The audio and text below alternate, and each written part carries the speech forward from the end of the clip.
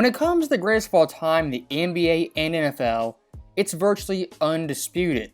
And First Take yesterday did a segment between Stephen A. Smith and Shannon Sharpe debating the parallels of Brady and Mahomes versus Jordan and LeBron.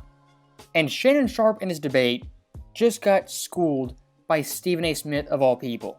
But Patrick Mahomes is. Patrick Mahomes and Tom Brady, much closer, more reminiscent than LeBron and MJ. You need to stop that right now. I had a homeboy ask me. Sure. He said, man, you going to the Super Bowl? I said, I'm already here.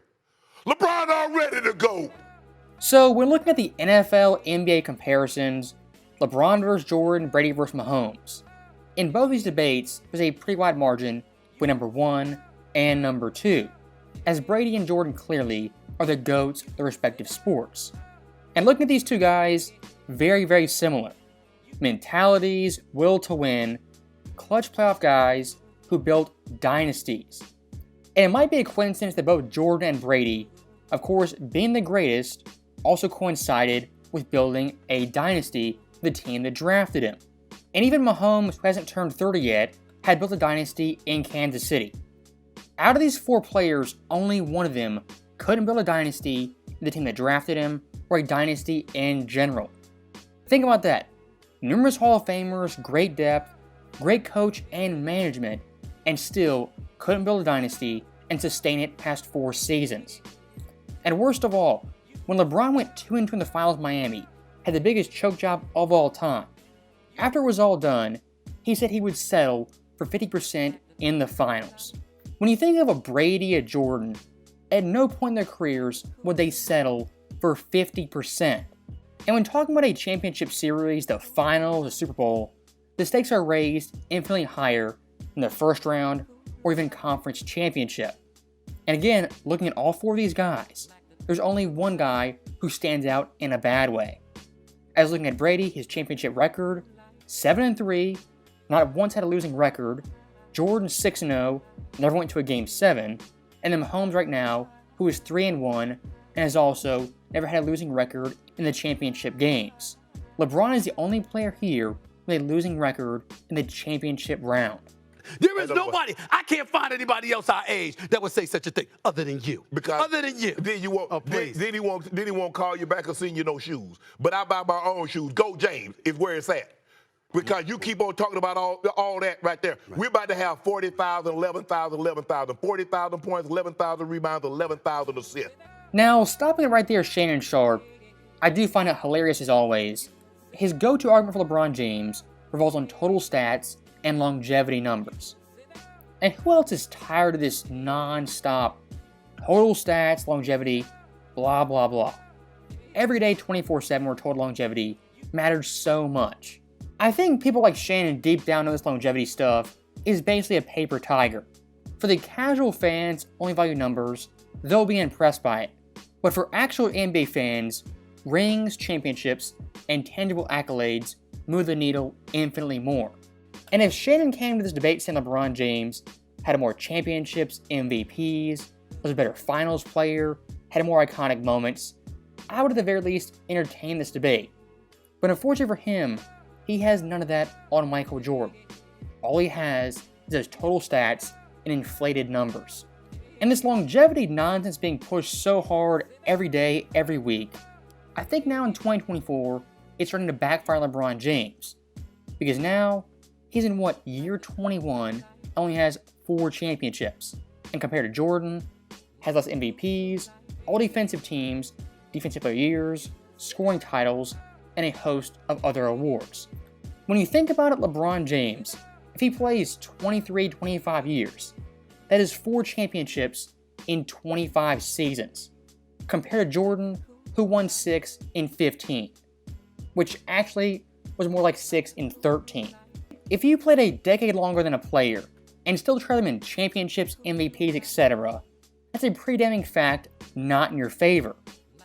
And looking at someone like Brady, who like LeBron James had great longevity. In Brady's 23 years, he won 7 championships. That's the difference. Brady and LeBron, both great longevity, but Brady also did championships on top of longevity, which validated even more. in the 15 years, the 13 years that he was in Chicago, the 15 years over. What he did when he was in the NBA is what we talk about. We're not talking about somebody that's trying to play till they 50. We ain't talking about that. That's gonna have 25 years in the league. What you do? What I'm gonna do about those years in Washington? That should take off for something. Excuse me. You talk about when he was 40? When he was 40 and he was just trying to get ownership of the team. That's what we gonna hold against him. Yes. Now, stopping it right there, Shannon Sharpe just dug himself a massive hole. As in debating Stephen A. Smith, he brought up Jordan's 2 years in Washington. Trying to hold this against Mike in a vacuum, it might work. But in comparison to LeBron James, it makes MJ look better and LeBron look even worse. I mean, Jordan 0-2 in Washington went to a team that won 19 games. And in 0-2, his best teammate was Rip Hamilton, who was hurt half the season. 0-3, his best teammate was Jerry Stackhouse. Now look, both those guys were good players, borderline great players. But compared to the help LeBron James has had at the exact same age, it's not even close.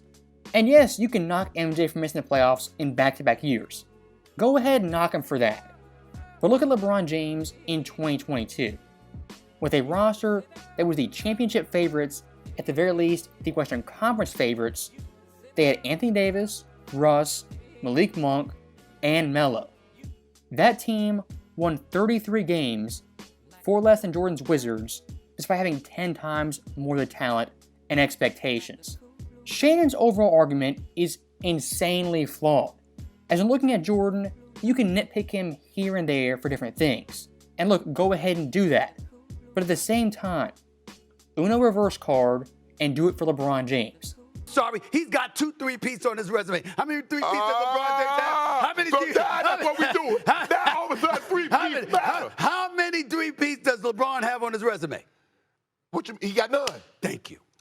Michael Jordan got 2. He got 2. He went. This is what he said. He said, Shannon, I'm gonna tell you something, Shannon.